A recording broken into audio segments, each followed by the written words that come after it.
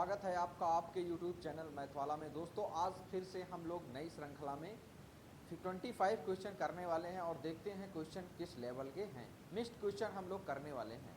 तो आइए दोस्तों हम लोग स्टार्ट करते हैं 25 क्वेश्चन रैपिड फायर की सीरीज। तो सबसे पहला क्वेश्चन क्या कह रहा है, इसमें विद्युत आवेश का एसआई मात्रक क्या होता है। विद्युत आवेश का एसआई मात्रक क्या होता है। आवेश का जूल होता है, आवेश का कूलाम होता है, एम्पियर होता है और ओम होता है। ये चार ऑप्शन में आपको बताना है कि विद्युत आवेश का मात्रक क्या होता है। तो answer number B is right answer. आवेश का मात्रक क्या होता है, आवेश का मात्रक कूलाम होता है। ठीक है, नेक्स्ट क्वेश्चन आपके स्क्रीन पे है क्वेश्चन नंबर 22। लिखा है 1 किलोवाट घंटा। 1 किलोवाट घंटा किसके बराबर होता है। 1 किलोवाट घंटा 3.6 गुणे 10 की घात 6 जूल के बराबर होता है। 3.6 गुणे 10 की घात 5 जूल के बराबर होता है। 3600 जूल के बराबर होता है या 1000 जूल के बराबर होता है। तो 1 किलोवाट घंटा 3.6 गुणे 10 की घात 6 जूल के बराबर होता है। नेक्स्ट क्वेश्चन आपके स्क्रीन पे क्वेश्चन नंबर हम लोग थर्ड देखते हैं क्या है क्वेश्चन। क्वेश्चन नंबर थर्ड कर रहा है किसी पदार्थ में विद्युत धारा सबसे अधिक अच्छी तरह प्रवाहित होती है। किस पदार्थ में विद्युत धारा सबसे अधिक अच्छी तरह से प्रवाहित होती है। रबड़ में कि प्लास्टिक में कि तांबा में कि कांच में। तो सबसे ज़्यादा विद्युत धारा किस में अच्छे से प्रवाहित होती है, तो तांबा में सबसे ज़्यादा विद्युत धारा प्रवाहित होती है। नेक्स्ट क्वेश्चन आपके स्क्रीन पर क्वेश्चन नंबर 4 कह रहा है यदि किसी चालक का प्रतिरोध बढ़ता है तो धारा के मान पर क्या प्रभाव पड़ता है। इसको आप फार्मूले से लगाएंगे, जैसे होता है V बराबर I और गुणे R। अब I और R में दिखाना है तो I बराबर क्या हो जाएगा, I बराबर हो जाएगा 1/R। अगर प्रतिरोध बढ़ेगा तो धारा का मान क्या हो जाएगा, घटेगा। अगर धारा घटेगा तो प्रतिरोध क्या होगा, बढ़ेगा। इसमें क्या कह रहा है कि चालक का प्रतिरोध बढ़ता है, यानी प्रतिरोध बढ़ेगा तो धारा का मान क्या होगा, धारा का मान घटेगा। प्रतिरोध बढ़ेगा तो धारा का मान क्या हो जाएगा, घटेगा। नेक्स्ट क्वेश्चन आपके स्क्रीन पे है क्वेश्चन नंबर 5। क्वेश्चन नंबर 5 कह रहा है श्रृंखला यानी सीरीज संयोजन में धारा का मान कैसा होता है। श्रृंखला या सीरीज में धारा का मान कैसे होता है, हर जगह अलग अलग होता है या हर जगह समान होता है, पहले ज़्यादा फिर कम होता है या शून्य होता है। तो मान लीजिए कोई एक वायर है तो उसमें हर जगह क्या हो जाएगी, धारा अपनी समान हो जाएगी। धारा क्या हो जाएगी, मान लीजिए कोई एक ये वायर है तो इसमें जितनी धारा यहाँ बहेगी उतनी ही धारा यहाँ बहेगी, उतनी ही धारा यहाँ बहेगी। हर जगह धारा का मान क्या होता है, समान होता है। तो answer number B is right answer हो जाएगा। नेक्स्ट क्वेश्चन आपके स्क्रीन पे है क्वेश्चन नंबर 6 कह रहा है समांतर यानी पैरेलल संयोजन में विभवांतर कैसा होता है। विभवांतर का मतलब वी क्या होता है, हर जगह अलग अलग होता है या समान होता है या शून्य होता है या बदलता रहता है। तो विभवांतर और धारा दोनों जगह क्या क्या होता है, समान होता है, यानी option number B is right answer इसका हो जाएगा। नेक्स्ट क्वेश्चन आपके स्क्रीन पे क्वेश्चन नंबर हम लोग 7 देखने वाले हैं। अवतल दर्पण में किस प्रकार का दर्पण होता है। अवतल दर्पण किस प्रकार का दर्पण होता है। देखिए अवतल दर्पण और उत्तल लेंस। अवतल दर्पण और क्या होता है, उत्तल लेंस क्या होता है, अभिसारी। उत्तल लेंस क्या होता है, अभी दोनों क्या होते हैं, अभिसारी होते हैं। इसके आगे अगर इसी में उत्तल दर्पण कह दिया जाए, अवतल लेंस कह दिया जाएगा तो अपसारी हो जाएगा। ठीक, इसमें पूछा गया है अवतल दर्पण, तो अवतल दर्पण क्या होता है, अभिसारी, यानी answer number A is right answer हो जाएगा। ठीक है, नेक्स्ट क्वेश्चन आपके स्क्रीन पे क्वेश्चन नंबर 7 कह रहा है कि उत्तल दर्पण सामान्यतः कहाँ उपयोग किया जाता है। उत्तल दर्पण का उपयोग आप कहाँ करते हैं, तो सेविंग मिरर में करते हैं, सोलर कुकर में करते हैं, वाहनों के साइड मिरर में करते हैं या कैमरा में करते हैं। देखिए उत्तल दर्पण का ये काम होता है कि कोई बहुत बड़ी चीज़ है तो उसको छोटी चीज़ में दिखाना है, बड़ी चीज़ को क्या करना है, छोटी दिखाना है। तो मान लीजिए बड़ी चीज़ को छोटी दिखाना है तो क्या हो जाएगा, वाहन के साइड मिरर में, मतलब 10 गाड़ी इकट्ठा एक शीशे छोटे में दिखाई देती हैं, तो कौन सा दर्पण हो जाएगा, सी वाला, यानी वाहन के साइड मिरर में उत्तल दर्पण का प्रयोग करते हैं। नेक्स्ट क्वेश्चन आपके स्क्रीन पे है क्वेश्चन नंबर 9। मानव आंख का लेंस किस प्रकार का होता है। आपको जब आंख बनाते हैं तो हम लोग देखते हैं सबसे पहले ये वाला लेंस बनाते हैं, जो क्या होता है, किनारों में तो पतला तथा बीच में क्या होता है, मोटा होता है। तो ये कौन सा लेंस होता है, तो ये उत्तल लेंस होता है या अवतल लेंस होता है, ये समतल लेंस होता है, ये प्रिज्म होता है। ये होता है अपना कौन सा लेंस, ये होता है उत्तल लेंस। और इसी में अगर आपसे अवतल लेंस की बात किया जाए तो ये होता है कौन सा लेंस, बीच में जो पतला तथा किनारों में क्या होता है, मोटा होता है, उसे हम लोग क्या बोलते हैं, उसे हम लोग बोलते हैं अवतल लेंस। ठीक। तो इसका आंसर आपको क्या हो जाएगा, इसका आंसर अपना हो जाएगा कि कौन सा लेंस आंख में होता है, तो आंख में हमने पहला आंसर जो बताया था, यानी answer number A is right answer हो जाएगा। नेक्स्ट क्वेश्चन आपके स्क्रीन पे क्वेश्चन नंबर 10 देखते हैं क्या होगा। प्रकाश का परावर्तन किस का पहला नियम क्या है। देखिए प्रकाश का परावर्तन का नियम होता है यदि किसी चालक की भौतिक अवस्थाएं न बदली जाएं तो चालक के सिरों के बीच लगने वाला विभवांतर ये धारा के समानुपाती होता है। ये तो ओम का नियम हो गया, ठीक है। और इसमें क्या कह रहा है, आपतन कोण, यानी यदि कोई प्रकाश की किरण एक माध्यम से दूसरे माध्यम में जाती है तो ये किसका नियम हो जाएगा, ये परावर्तन का नियम हो जाएगा, अपवर्तन का नियम हो जाएगा।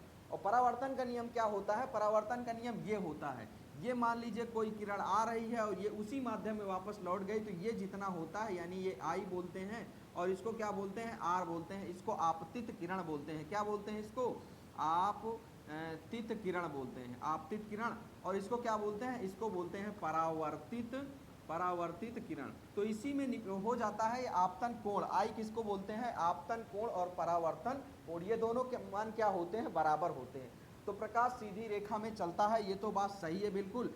प्रकाश की गति स्थिर होती है, ऊर्जा संरक्षित रहती है। इसमें इसके अकॉर्डिंग कौन सा हो जाएगा, परावर्तन के, तो यानी आपतन कोण और परावर्तन कोण, यानी आई और आर के मान क्या होते हैं, हमारे बराबर होते हैं। नेक्स्ट क्वेश्चन आपके स्क्रीन पे है क्वेश्चन नंबर 11। क्वेश्चन नंबर 11 कह रहा है प्रतिरोध का एसआई क्या मात्रा क्या होता है, प्रतिरोध का। तो प्रतिरोध को हम लोग काहे से डिनोट करते हैं, प्रतिरोध को हम लोग आर से डिनोट करते हैं। और प्रतिरोध का मात्रक क्या होता है, प्रतिरोध का मात्रक ओम होता है और इसे हम लोग ऐसे प्रदर्शित करते हैं, ठीक है। जो इसमें बताना है ओम होता है, वोल्ट होता है, एम्पियर होता है या वाट होता है। तो प्रतिरोध का मात्रक क्या होता है, तो प्रतिरोध का मात्रक ओम होता है, ठीक है। नेक्स्ट क्वेश्चन आपके स्क्रीन पे क्वेश्चन नंबर 12 दिया हो, विद्युत धारा का एसआई मात्रक क्या होता है, जूल होता है या वाट होता है या ओम होता है या एम्पियर होता है। तो विद्युत शक्ति का मात्रक आपको बताना है, विद्युत शक्ति का। तो विद्युत शक्ति का मात्रक होता है क्या, विद्युत शक्ति, शक्ति को हम लोग बोलते हैं पावर, और P बराबर होता है W अपान का T। क्या होता है, P बराबर का W अपान का T, यानी वर्क अपान का time, power is equal to work upon का टाइम, यानी आंसर नंबर 20 राइट आंसर। अगला क्वेश्चन आपके स्क्रीन पे क्वेश्चन नंबर 13 कह रहा है घरेलू परिपथ में विद्युत परिपथ में समानतया वोल्ट धारा भारत में कितना है। मतलब अगर आप देखेंगे कि हमारे घर में जो लाइट आती है उसका पूछा गया है वोल्ट कितना होता है, तो 110 वोल्ट होता है, 220 वोल्ट होता है, 112 वोल्ट होता है या 440 वोल्ट होता है। जो हमारे घर में आती है वो 220 वोल्ट होती है। तो आप लोग बोलेंगे सर 11,000 लाइन आती है तो इसीलिए तो रेक्टिफायर लगाए जाते हैं, ट्रांसफार्मर जो 11,000 सप्लाई को किस में कन्वर्ट करते हैं, 220 में, उसके बाद आपके यहाँ सप्लाई जाती है। नेक्स्ट क्वेश्चन आपके स्क्रीन पे हम लोग देखते हैं क्वेश्चन नंबर 14 कह रहे हैं किस यंत्र में विद्युत धारा मापी जाती है, वोल्ट मीटर में या आमीटर में, गैल्वेनोमीटर में या बैरोमीटर में। तो विद्युत धारा किस में मापी जाती है, विद्युत धारा आमीटर में मापी जाती है। नेक्स्ट क्वेश्चन आपके स्क्रीन पे है क्वेश्चन नंबर 15 कह रहा किस यंत्र में विभवांतर यानी वोल्टेज को मापा जाता है, विभवांतर आमीटर में, वोल्ट मीटर में, ओम मीटर में, गैल्वेनोमीटर में। तो वोल्ट मीटर, विभवांतर V को किस में मापा जाता है, विभवांतर V को वोल्ट मीटर में मापा जाता है। नेक्स्ट क्वेश्चन आपके स्क्रीन पे है क्वेश्चन नंबर 16 कह रहा फ्यूज तार मुख्यतः क्या कार्य है, फ्यूज तार का मुख्यतः काम क्या होता है आपको बताना है। दिखाना है वोल्ट बढ़ाना होता है, धारा मापना होता है, अधिक धारा से सुरक्षा होता है या ऊर्जा उत्पन्न करना होता है। तो अधिक धारा से सुरक्षा, यानी आपके यहाँ जो फ्यूज तार लगाए जाते हैं इसका काम होता है फ्यूज तार का कि अगर ज़्यादा लाइट आ रही है तो कट जाएगा सप्लाई, आपके यहाँ सारे इलेक्ट्रॉनिक इंस्ट्रूमेंट सुरक्षित रहेंगे। नेक्स्ट क्वेश्चन आपके स्क्रीन पे है क्वेश्चन नंबर 17 कह रहा भारत की गति लगभग कितनी है, प्रकाश की गति लगभग कितनी है, प्रकाश की गति कितनी है, 3 × 10⁸ मीटर प्रति सेकेंड, 3 × 10⁶ मीटर प्रति सेकेंड, 3 × 10⁵ मीटर प्रति सेकेंड, 3 × 10⁷ मीटर प्रति सेकेंड। तो प्रकाश की गति लगभग कितनी है, तो प्रकाश की गति 3 × 10⁸ मीटर प्रति सेकेंड है।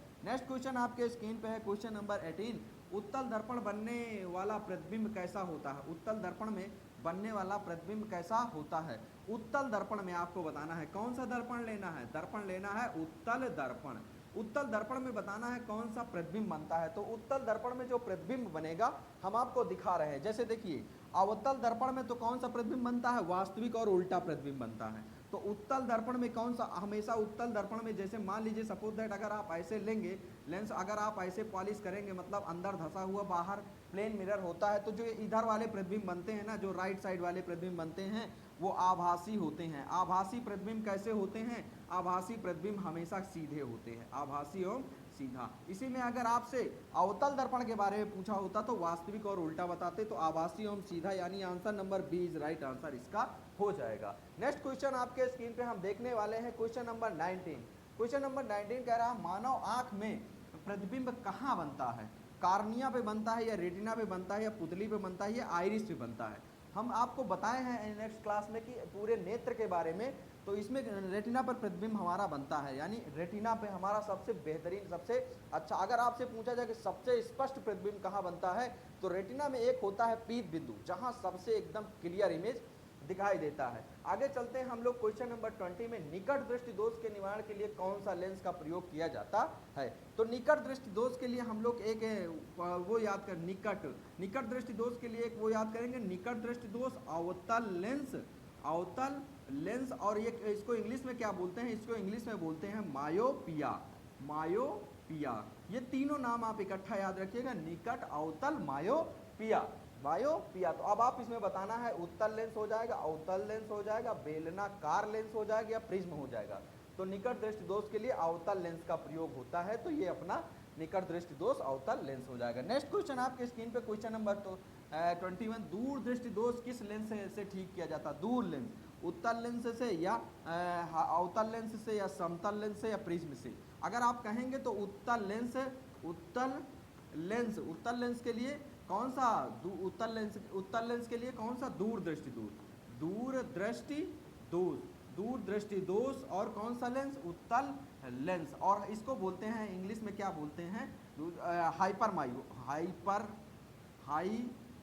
मायोपिया बोलते हैं, हाइपर मायोपिया इसको इंग्लिश में बोलते हैं। ये ऐसे ही आपसे पूछा जाता है कि हाइपर मायोपिया के निवारण के लिए कौन सा लेंस का प्रयोग किए जाते हैं, तो आप लोग इंग्लिश का नाम नहीं याद रखेंगे तो ये गलत हो जाएगा आपका, और होता क्या है? उत्तल लेंस। नेक्स्ट क्वेश्चन आपके स्क्रीन पे है क्वेश्चन नंबर 22, प्रकाश के अपवर्तन का क्या कारण है? प्रकाश के अपवर्तन का क्या कारण है? प्रकाश की गति में परिवर्तन, रंग बदलना, ऊर्जा कम होना, या ताप बढ़ाना? यानी अगर प्रकाश का अपवर्तन हो रहा है तो प्रकाश की गति में परिवर्तन हो रहा है। अपवर्तन का मतलब एक माध्यम से, अभी हमने इसके पहले आपको डिफाइन किया था कि एक माध्यम से दूसरे माध्यम में जाती है तो अपने कुछ मार्ग से विचलित हो जाती है, इसे हम लोग अपवर्तन बोलते हैं। तो option number A is right answer हो जाएगा।